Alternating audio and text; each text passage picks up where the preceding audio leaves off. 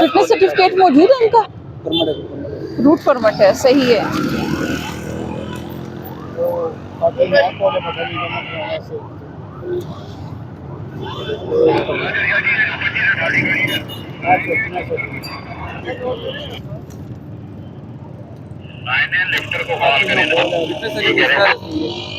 Sir ये यहाँ चला सकते हैं रूट इसका?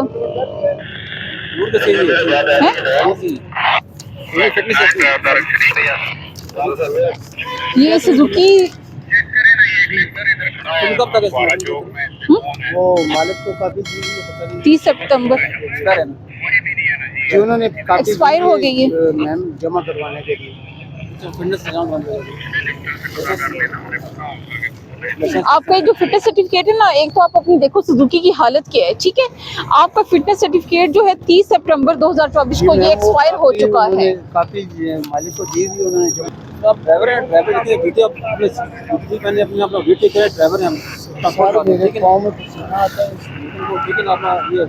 अपना आपको देखे ना, ये भी बहुत जरूरी है कि आप सवारियों को ला रहे हो, ले जा रहे हो और लोग आपके साथ भी तो बैठ रहे हैं ना, तो आप अपने आप को बेहतर रखें। अच्छा जूता पहने। आपने ये क्या बनाया हुआ है, अपना हुलिया क्या बनाया हुआ है?